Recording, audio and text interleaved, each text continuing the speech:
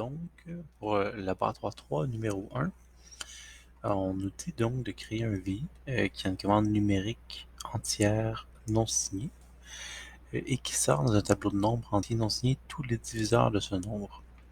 On nous demande d'utiliser l'indexation, puis ouais. Donc, c'est ce qu'on va faire à l'instant. Puis l'astuce, c'est qu'on va dire que y c'est un diviseur de x si le reste de x divisé par y donne 0. Juste une petite révision, les diviseurs, c'est assez simple. Là. Mais, donc, par exemple, si on a le nombre 8, ces diviseurs sont 1, 2, 4 et 8. Parce qu'en fait, simplement, tous ces diviseurs, même chose pour 12. Puis en fait, le reste de la division, si on essaie un diviseur, si on essaie de diviser 12 par 3, mais si je divise 12 par 3, ça va donner 4.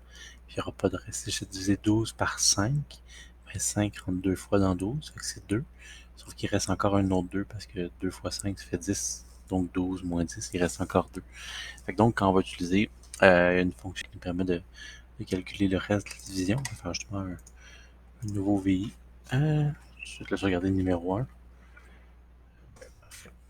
Donc, je vais vous donner cet exemple-là. Donc, une fonction dans les numériques qui permet de calculer le quotient et le reste. Si, par exemple, créer une commande ici, créer une commande ici, et je vais créer un indicateur et un indicateur pour le quotient. Donc, c'est mon quotient en haut, puis en haut, c'est le reste. Si je fais, par exemple, on va dire 12 divisé par 5, j'exécute avec le raccourci CTRL-R. C'est sûr que les deux me donnent 2, c'est un peu mélangeant. On va faire 13 par exemple, plus facile. Donc 5, combien de fois je peux rentrer 5 dans 13? Mais 2 fois. Donc 2 fois 5, c'est bon, ça c'est mon quotient. 2 fois 5, ça me fait 10. Et le reste c'est 3 parce que 13 moins 10, ça me donne 3. Un peu le calcul qu'on a ici finalement. Là. Donc le calcul avec le quotient. Donc on va utiliser cette stratégie-là donc, pour trouver nos diviseurs. Parce que si on a un diviseur, par exemple, je sais que 10, 5 c'est un diviseur. Parce qu'en fait, justement, le reste c'est 0. Un autre diviseur de 10, on a 2. C'est 0 ici. Et même chose, je pense qu'on a 1 qui est un diviseur de 10, bien entendu. Puis on a aussi 10 qui est un diviseur de 10. Ici, le reste de la division c'est 0. Alors si on retourne à notre liste de diviseurs, par exemple pour 10, on avait 1, 2, 5 et 10. On aurait pu faire un autre exemple avec 12. Donc les diviseurs, c'était 1, 2, 3, 4, 5, 6. Pas le 5, je m'excuse. 1, 2, 3, 4, 6 et 12. Donc, on va devoir comme boucler sur tous les diviseurs. On va garder ça en tête pour l'instant. Donc, je vais retourner à mon LabVIEW. Donc, on va garder cette fonction-là et on va simplement tout enlever. On nous demandait donc d'avoir une commande numérique entière non signée, puis qui sort dans le tableau de nombre entier non signé tous les diviseurs. Là, on va avoir notre commande entière non signée que je vais mettre à l'instant. Donc, numérique, commande entière. Puis, on veut soit entier non signé, donc représentation. U, puis je vais mettre U32, là, on va pouvoir acheter des diviseurs de très très grand nombre. C'est peut-être pas une super bonne idée. Là, par exemple, on va y aller en se disant qu'on va essayer de prendre le diviseur de 12. Et ce qu'on voudrait faire, c'est donc vérifier, chercher tous les diviseurs de 12, c'est qu'on pourrait commencer par tester 1. On ferait 12 divisé par 1, on vérifierait si ça fonctionne. Puis donc j'aurais mon 12 ici. Et je diviserais par exemple par la constante 1. Je vérifierais si ça fonctionne. Si le reste de la division est égal à 0, ben, je stockerais ce 1 là comme étant un des diviseurs. Puis on ferait ça de 1 jusqu'à 12. Là, je serais avec 2, je serais avec 3, je serais avec 4. On ferait ça 12 fois. L'idéal, si on sait combien de fois on veut faire une opération, c'est d'utiliser une boucle for. Je vais prendre ma boucle for ici. Puis on va faire l'opération intérieure.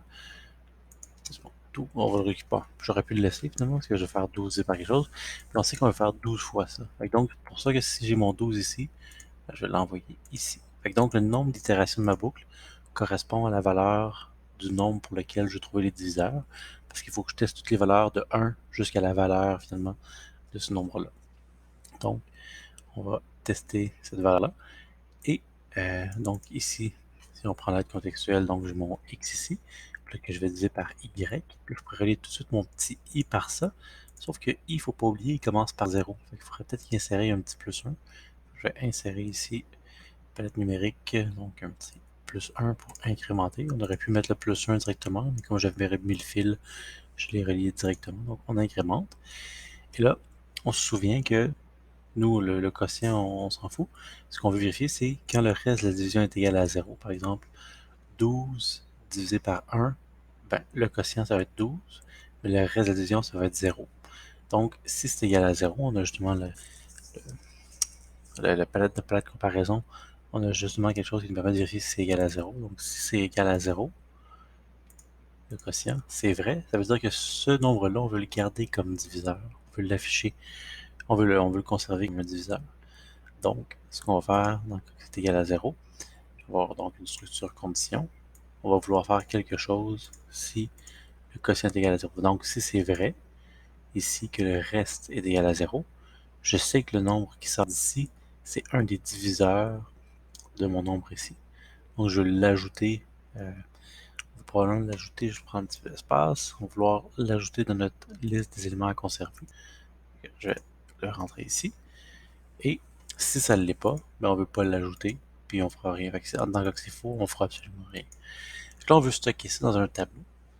Donc là, pour stocker des éléments dans un tableau, puis ajouter des éléments dans un tableau, ben, ça va nous prendre un registre à décalage. On n'aura pas le choix donc de faire ça. Donc, nous, on va juste se construire un tableau. Le plus simple, c'est de prendre la fonction construire ici. Et on va juste se dire, ok, cet élément-là, lui, je l'ajoute à mon tableau. Il faut le mettre en bas parce que notre tableau, il va être préexistant.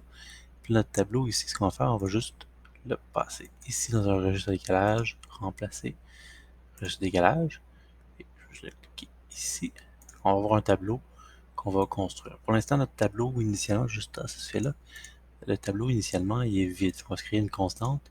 C'est une constante tableau vide. Là, on voit que tout est grisé ici. Là. Donc, le tableau, il est vide. Et on veut le construire. Donc, si c'est j'aurai un tableau vide ici, si ici par exemple la première exécution, je vais avoir un 1, ben un 0 qui va être plus 1, donc un 1. Ici, si j'ai bien 12, comme ici, je vais avoir 12 divisé par 1. Donc le quotient c'est 12, mais ça on ne l'utilise pas. Mais le reste de la division c'est 0. Donc quand le reste de la division est égal à 0, on sait que le chiffre qui est ici, le nombre qui est ici, est un diviseur de nombre qui est ici. Donc on va le rajouter à notre liste ici. Si c'est faux, donc par exemple, si j'avais pris, on va dire, c'est à retrouver, on va dire 5. Si j'étais rendu à 5 ici, je ferais 12 divisé par 5. Ben 12 divisé par 5, 5 rentre 2 fois dans 12, donc pour 10, fait que j'aurais comme un quotient de 2. Sauf que j'aurais un reste de 2 aussi. Donc, si j'aurais un 2 qui sort d'ici, c'est pas égal à 0, donc c'est faux, fait qu'on ne stockerait pas 5. Donc, on ferait juste renvoyer notre tableau. Et là, vous voyez ce qui se passe. Notre tableau va se construire tranquillement, parce que là, il part de vide. Fait que la première itération, donc on envoie un 1, c'est un diviseur. On rajoute un 1 ici au tableau. Ensuite, deuxième itération, un 2. 2, c'est un diviseur, on l'envoie au tableau. 3, un diviseur, on l'envoie dans le tableau. 4, c'est un diviseur dans le tableau. 5, c'est pas un diviseur, on ne rajoute pas. 6, c'est un diviseur, on le rajoute. 7, c'est pas un diviseur, on ne rajoute pas. Et ainsi de suite. Donc, jusqu'à ce qu'on ait notre tableau, jusqu'à ce qu'on ait fini notre boucle, donc 12 fois. Et maintenant, on va pouvoir afficher notre tableau, donc créer un indicateur. Donc, à la toute fin, il faut que j'ai exécuté ma boucle au complet, les 12 itérations. Je veux afficher mon tableau de cette manière. Et là, on va tester. On peut tester avec 12. On pourra le mettre en continu dans Guide. On pourra en faire plein. On peut le tester avec 13. Si on va être 13, c'est un nombre premier. Il n'y a que 2 diviseurs. Même chose pour 15, 14, 15, 16. Puis on pourrait même remarquer finalement, dire est-ce que quelque chose est est-ce que notre nombre est un nombre premier ou pas. En fait, on pourrait même se faire une liste de nombres premiers. Parce que je ne sais pas si vous avez remarqué, quand on a un nombre premier, ben ici, c'est pas premier ça, 13, il n'y a que 2 diviseurs finalement. Fait qu'on pourrait dire s'il est premier, si la taille de notre tableau est égale à 2, on pourrait juste dire que notre nombre est premier finalement. Ce serait assez simple. Donc, c'est la taille du tableau, on peut chercher, on peut savoir la taille. Puis on pourrait juste dire quand c'est égal à 2, ben, on a affaire à un nombre premier. Oups, un petit instant. Ouais, égal, par exemple, si c'est égal à 2, on pourrait juste dire que c'est un nombre premier finalement. un indicateur.